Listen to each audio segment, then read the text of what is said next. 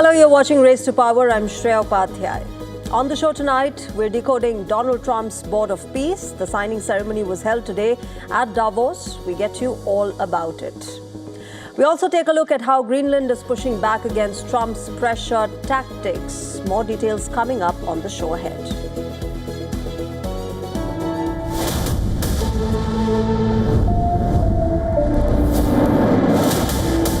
I don't have to use force. I don't want to use force. I won't use force. All the United States is asking for is a place called Greenland. After his address, will US President Donald Trump reach out with a reconciliatory tone to his European counterparts or not? I think the Board of Peace will be the most prestigious board ever. The US President Donald Trump completely hogging the limelight here at the Davos. India is today seen as a trusted value chain partner, as a very vibrant democracy, as a country which delivers, as a country which is focused on, as a leadership which is focused on inclusive growth.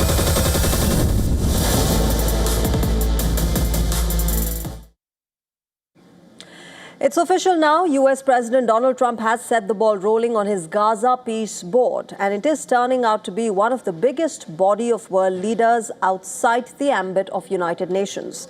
The shape and form of this board remains fluid at the moment as world leaders continue to accept, reject, or wait to join it. Since the announcement of the ceasefire between Hamas and Israel, the speculations have been doing rounds about its functioning and the formation of the body. To clear the air, Donald Trump took to the stage at Davos today to unveil the much-awaited Gaza Peace Board. We're announcing more details regarding the Board of Peace, so important. This board has the chance to be one of the most consequential bodies ever created, and it's my enormous honor to serve as its chairman. I was very honored when they asked me to do it. Trump's special advisor, Jared Kushner, has laid out the plan. He said that the next 100 days will focus on aid and reconstruction. However, the ground reality in Gaza paints a completely different picture. Rafah remains under Israel's control under current line of withdrawal. The conditions for the ceasefire to move into the second stage are yet to be fulfilled. Hamas is yet to completely disarm itself and leave the enclave, and Israeli forces still remain at an arm's length from the homes of Palestinians. I've been very clear that Hamas must return that last remaining deceased hostage as well, and that will be the full commitment. And then we get on to other things, and we're committed to ensuring Gaza is demilitarized, properly governed, and beautifully rebuilt. It's going to be a great plan, and that's where the Board of Peace really started. And I think we can spread out to other things as we succeed with Gaza. The US president also made comments on the role of the Board of Peace beyond Gaza, but he fell short of providing much details about it. He said that the Board of Peace will work in tandem with the United Nations and does not seek to replace it. However, at the same time, he's also accused the UN of not doing enough for peace in the world. Trump's Board of Peace is turning out into a body of global leaders. A total of 50 world leaders have been invited to join it. Reports say that at least 35 leaders have accepted the invitation so far. But the refusals are coming from America's closest Western allies. France, Britain, Sweden, and Norway. They're all unwilling to join at the moment. Canada has expressed support but is yet to announce participation. Others have signed up, particularly in West Asia. Most Muslim nations, including Indonesia, Turkey, Egypt, Jordan, Saudi Arabia, Pakistan, and Qatar, have all accepted the invitation. Israeli Prime Minister Benjamin Netanyahu will be part of this board. Other Trump allies like Argentina's Javier Milei and Hungary's Viktor Orban have also taken a seat. Meanwhile, BRICS heavyweights like Russia, China, and India have also been invited. China and India have so far taken a cautious path. Indian Prime Minister Narendra Modi and Chinese President Xi Jinping are still mulling their final response. Russian President Vladimir Putin, meanwhile, has thrown a curveball. He says that Russia is ready to pay $1 billion to support the Gaza Peace Board from its frozen assets. We are ready to send $1 billion from the funds frozen in the United States under the previous administration to this new structure, the Board of Peace, first and foremost in order to support the Palestinian people and use these funds for reconstruction of Gaza and solution of Palestine's problems. The structure of this peace board includes two primary components, the founding members and the members who joined later. Donald Trump wields the ultimate right to remove any member from the board. What will be the say of these world leaders, and how will the power dynamics play out within the board? That remains to be seen. Let me go across to our assistant editor for Foreign Affairs, Siddhant Sibbal. He's joining us live on the broadcast from Davos. He was there when the signing ceremony took place. Siddhant, extremely important day today as far as the Gaza Peace Board is concerned. That signing ceremony happening with the U.S. president laying out more details of this plan. But all eyes now, of course, will be on what this body is able to achieve in the next few months and years. What's the general sentiment there in Davos with European and other world leaders there at the moment? Well, many see it as very controversial project of US President Donald Trump.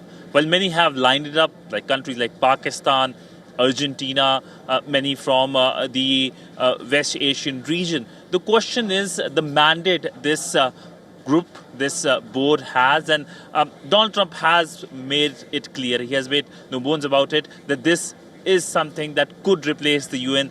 He was talking about how UN failed to resolve the 8 conflicts in which he played an important role during his address when the signing ceremony was taking place.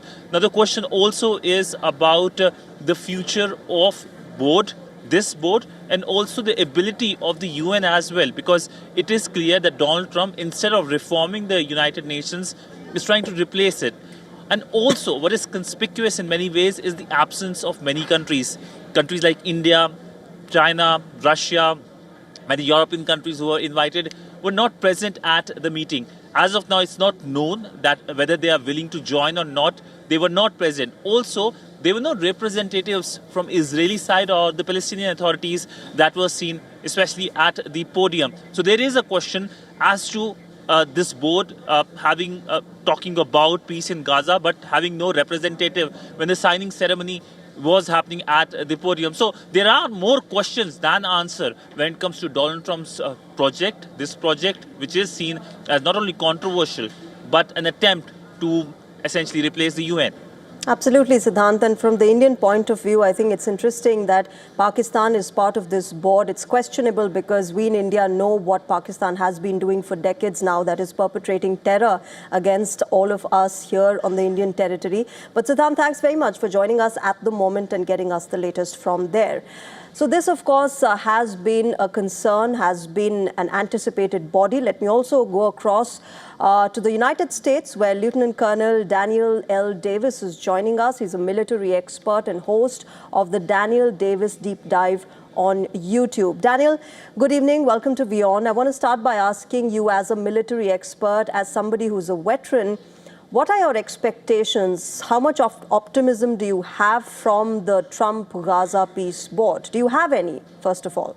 Listen, if I'm being completely honest, I have literally none. Not any expectations, not even any genuine hopes, because it's all based on the personality of Donald Trump. It's based on money. It's based on the power countries trying to impose their will on the weaker countries, as hardly any of the weaker countries actually have a voice. Even this so-called Board of Peace itself is clearly just an instrument of the personality of Donald Trump, as he alone has a veto. He gets to decide who's on the board. He can take people off the board, etc. So there is no reason for any of these weaker parties to actually adhere to anything within the Board of Peace, any decisions that they may make. Because if you don't have representation, if you don't have a call in what happens and a voice in any kind of negotiations, then the only thing that's left is a compulsion that you will be given a set of circumstances and you will either comply or, according to President Trump in this meeting here, maybe face the wrath of the United States military. That's not peace. That is an attempt to compel compliance, and it's never worked in human history, and it definitely won't work here. You know, Daniel, what's also interesting is how the Gaza Peace Board has now been formed, and we're talking about it, but the on-ground reality is very different. We still don't have Hamas disarming itself, which was one of the foremost preconditions for any kind of peace deal to happen. And ceasefire has been violated multiple times, with both sides accusing each other of violating it. So while we're talking about it, the on-ground action is completely different. How does this move forward then? Is it just for name's sake that Trump has had this peace board? Right. That's the central issue, because this board of peace is supposed to be primarily about the Gaza situation, and only then to be expanded elsewhere if it's successful. But I mean, you just got to look at the Hamas side itself as the first place to look, because they're saying that a unilateral disarmament is equal to submission, not to a political settlement. And they're saying, no, there has to be some kind of a prospect of a hope and a peace for the people of Palestine, or everything that they have been working for will be undermined and they will return back to subservience. So they're saying that politically we can't do that unless there is some kind of major concessions on the Israeli side concurrent with that. That's how you have a chance to get to any kind of peace. And so far, nobody in the West, nobody in this board of peace is even talking about anything for the Palestinian side other than complete unilateral disarmament. And so far, I've heard nothing required of the Israeli side. Okay.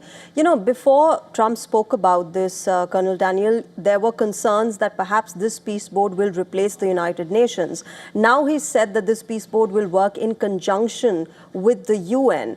What are your expectations from there? I mean, clearly, of course, the UN and its role has been questionable over the past few years. We all have been seeing how they react to different world situations. But now with this peace board coming in, do you expect any sort of, smooth movement or some sort of action happening on ground, considering they'll have strength and money to add to the United Nations?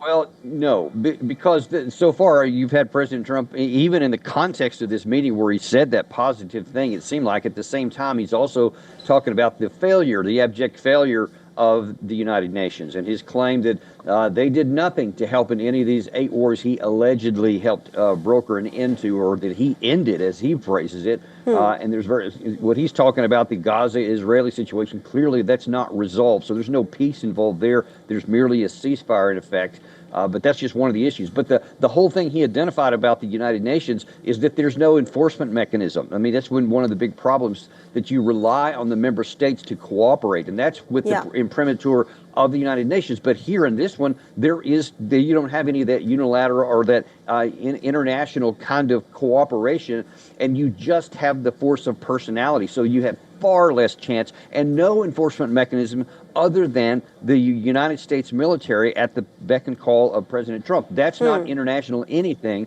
So I don't think there's any chance it replaces the UN. And without some kind of really reformation of the UN, it's not going to get any more effective either. Okay. And we're going to have to find some answers to both of those. All right, we'll leave it there. Let's wait and watch what happens next and how this moves forward. Colonel Daniel, thanks very much for joining us on WION and giving us your perspective. Thank you very much. Let's also tell you how President Donald Trump has announced an initial framework for sealing Greenland's deal. He's backed off his threat to forcefully seize the territory from Denmark, that's militarily, but he's offered no further insight. What are the fine lines of this deal? Will Europe and US come to a common consensus? Let's dive into that. Let's begin with what we know so far. Donald Trump has held talks with the NATO chief, Mark Rutte, who defended the US president at the Davos Forum. Right after this meeting, Trump withdrew his tariff threat and pointed to a future deal with respect to Greenland, and in fact, the entire Arctic region. Now, when Trump spoke about this deal, he said that the framework gives Washington everything that it needs that will be in force forever. But both Rutte and Trump gave scant details on what was agreed upon. Now, some sources say that the United States and Denmark will renegotiate a 1951 defense pact on Greenland. The defense agreement, which was updated in 2004, gives Washington the freedom to ramp up its troop deployments, provided it informs the authorities in Denmark and Greenland in advance. Currently, remember, the US already enjoys sweeping military access in Greenland. The Pitufik space base on the northwest of the island that constitutes a crucial link in the US missile defense system. This agreement allows America to construct, install, maintain and operate military bases across Greenland, house personnel and control landings, takeoffs, anchorages, moorings, movements and operation of ships, aircraft and waterborne craft. On his part, Donald Trump cites the threat of Chinese and Russian warships, and he wants to keep heavy military presence in the Arctic region. The question is, will US and Denmark again sit at the negotiation table and speak about the terms of the Greenland Pact, which was updated in 2004? So what are we talking about? An acquisition of Greenland? Are you going to pay for it? We're talking about it. It's really being negotiated now, the details of it, but essentially it's total access. It's there's no end. There's no time limit. Well, the dust has settled in Venezuela after the U.S. captured Nicolas Maduro. The Latin American leader's opinion is divided on America's Maduro operation. However, the confusion and caution witnessed among the leaders is in contrast with the Latin American population's thinking. People in majority of the Latin American countries have backed the operation absolute resolve. When the U.S. war fighters went inside Venezuela, they breached Nicolas Maduro's security net and captured the president from his den in Caracas. The operation pushed the entire region on the edge of crisis. This disapproval list included leaders that do not share cordial ties with the U.S., including leaders of Colombia, Cuba, and Mexico. But in contrast, when we look at the surveys where people were asked about their opinion on Nicolas Maduro's capture, it paints a completely different picture. Polls show majority of the Latin American countries support American action on Venezuela. The list includes Colombia, Chile, Brazil, Argentina, and Peru. While countries where majority of the people oppose Maduro's capture are Mexico, Ecuador, and Uruguay. The picture remains the same when we look into the approval percentage on drug trafficking charges on Nicolas Maduro. Majority of the Latin Americans say that accusations on the deposed president hold ground. U.S. military vessels continue to float in the Caribbean waters, remember, and Southern Command continues to strike alleged drug boats. Whether the geopolitical shift in the political dynamics in Latin America now remains to be seen.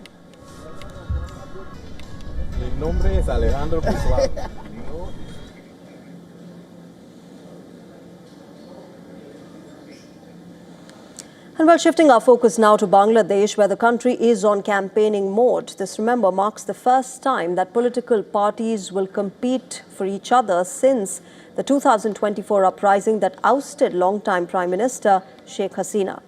Bangladesh's interim administration, led by Nobel Peace Prize laureate Muhammad Yunus, has pledged to hold a free and fair election. However, Hasina's former ruling party, the Awami League, has been asking questions on the fairness of the elections after being banned from competing in the race. Now, with the Awami League out of this race, the 10-party alliance led by Jamaat-e-Islami is seeking to expand its influence. A new party formed by the students who took part in the uprising last year, named the National Citizen Party, is also part of the alliance. Jamaat-e-Islami and the NCP began their campaigns in the capital Dhaka. Bangladesh is also placing its bet on Tariq Rahman, the BNP chairperson and the son of former Prime Minister Khaleda Zia. His party has drawn strong support rooted in the political legacy of his mother, who passed away last month. Tariq Rahman launched his campaign in the northeastern city of Sylhet with an address to thousands of supporters at a rally. The BNP chairperson criticized Jamaat-e-Islami, saying it is using religious sentiment to get votes. He said that if he's elected, he would uphold the national sovereignty and work for women and young people. Under his leadership, in the coming time, we want to see a self-reliant Bangladesh and organizing this country through a democratic process, and he will emerge as a successful statesman. That is what we hope for.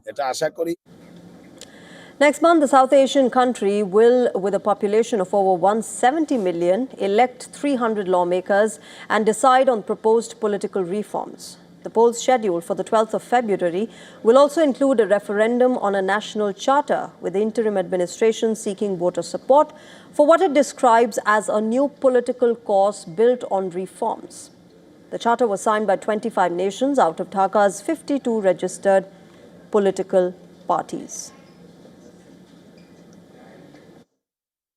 Campaign for a consequential election in Bangladesh on February 12 kicks off, with major political parties rallying across the country. This is going to be the first election since the dramatic and violent ouster of Prime Minister Sheikh Hasina, who fled to India in 2024 in the face of a major uprising. This election will also have a referendum as the interim government, headed by Nobel Peace Prize laureate Mohammad Yunus, is trying to draw attention of the voters in support of their reforms proposal.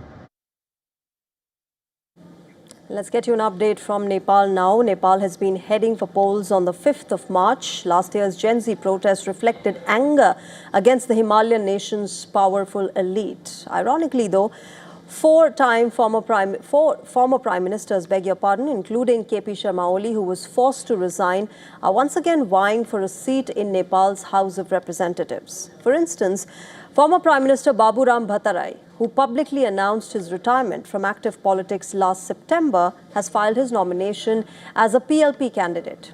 He's won the last 3 elections, and Bhattarai justified his decision, citing the need to safeguard national independence. Oli, who's the chairperson of the CPN-UML party, whose private residence was set on fire last year, is again contesting from Jhapa. He has represented this constituency since 1991, except 2008, when he suffered defeat. He is up against former Kathmandu Mayor Balen Shah, who is perceived to have substantial youth support and is a key prime ministerial aspirant. Meanwhile, 3-time PM Pushpa Kamal Dahal, also known as Prachanda, is in the poll fray from Rukum East, which is a former stronghold of the armed Maoist struggle. He is leading Nepali Communist Party, which was formed after a merger of 10 left parties last year. Prachanda has won 4 direct elections since 2008. The other ex-Prime Minister contesting the polls is Madhav Kumar Nepal, who is Nepali Communist Party's joint coordinator. He has been a candidate in every election since 1996. Remember, Nepal is seeking re-election from Rautahat 1, which is a seat that he won in 2022. He served as the Prime Minister way back in 2009. Out of 275 seats, polls are being held in 165 constituencies.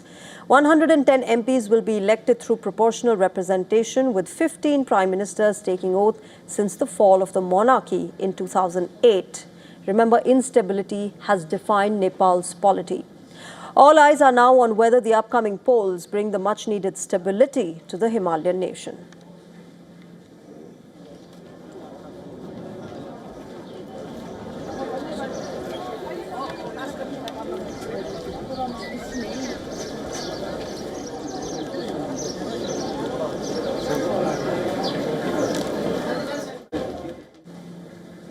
And for more details, our colleague in Nepal, in Kathmandu, in fact, Saloni Murarka, has sent us this report. Take a look. Nepal gears up for its March parliamentary polls, and political battlefield is heating up. 4 former prime ministers are back in the race, contesting from Jhapa, Rukum East, Rotahat and Gorkha. Baburam Bhattarai, KP Sharma Oli, Madhav Kumar Nepal and Pushpa Kamal Dahal are testing their relevance once again. Youth-led protest in September last year has shaken the traditional politics, pushing the leaders to rethink their strategies and voter outreach. Many of the candidates this time face some new challenges ahead, while others have chosen to play safe by contesting from stronghold constituencies. With the younger generation's demands still echoing across the country post the Gen Z protest, this election definitely promises a clash between the old guard and emerging political forces.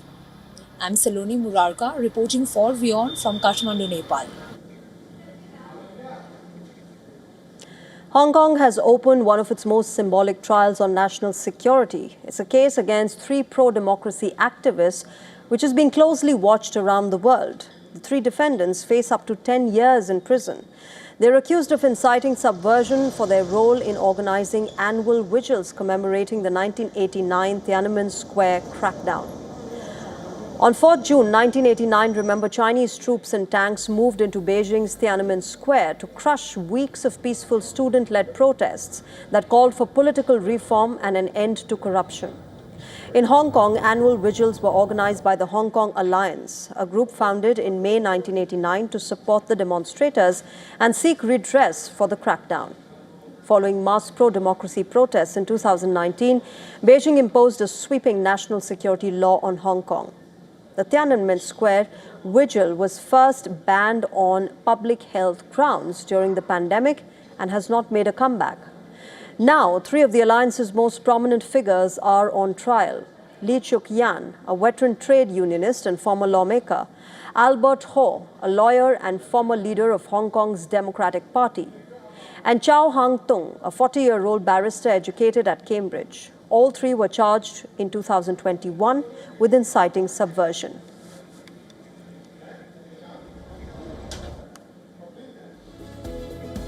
All right, with that, it's time to wrap Race to Power Up. But as always, we'll keep getting you news and updates from across the world. Thank you very much for joining us tonight. Bye-bye.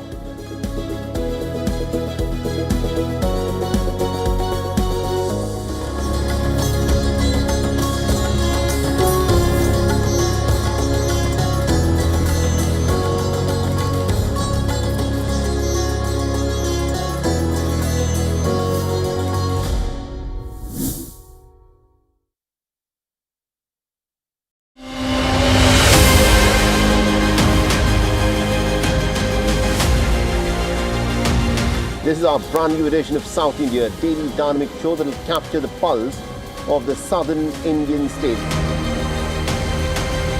By blending special stories, stories of the day, breaking alerts and cultural vignettes. From the 7 days.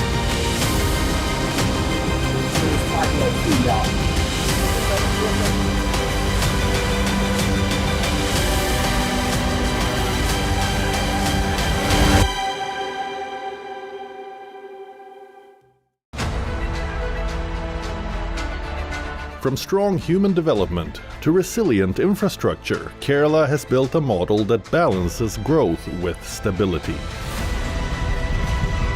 Today, Kerala is opening wider to the world, welcoming global partnerships across technology, industry, tourism and sustainable development, offering robust opportunities. At the World Economic Forum 2026 in Davos, Kerala steps onto the world stage. Kerala is the right destination for responsible investment, also for knowledge-based industries. Invest in the future. Invest in Kerala. Watch WION at Davos 2026. WION Health Resort is unique, the only one of its kind. Experience the 4 paths of natural wellness: yoga, Ayurveda, acupuncture, and naturopathy. Each uniquely customized program improves the whole person to make every person whole. Come to WION Health Resort. Make your reservation at wion.com. From the bustling trading floors of Wall Street to the vibrant exchanges of Asian stock markets, WION breaks it down for you to make sense of what's happening. As we reveal the key factors behind events, strategic battles, and the game-changing business decisions that shape the world. We bring you all of this and more on World Business Watch.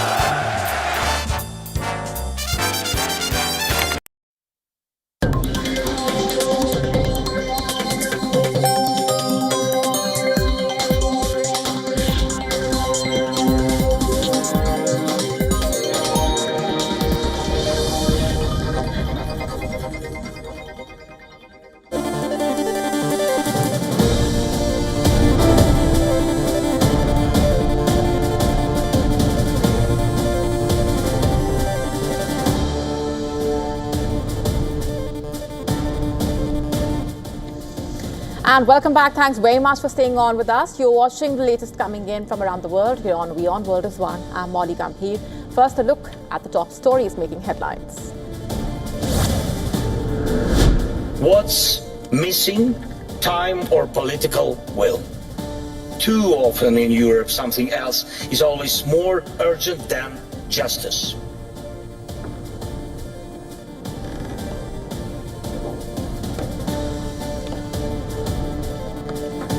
Ukrainian president says Europe is fragmented and looks lost while facing fresh challenges from US President Donald Trump. Laments EU lack of political will in dealing with Putin. This as he addresses the World Economic Forum.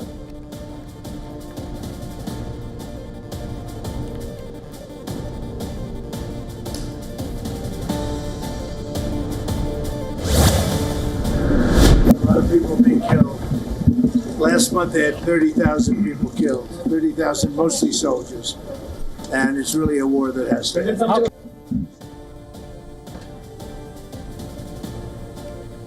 US President Donald Trump says he had a good meeting with Ukraine's Volodymyr Zelensky in Davos and calls for Russia's war on Kiev to end. This as his envoys Steve Witkoff and Jared Kushner are set to meet the Russian president in Moscow.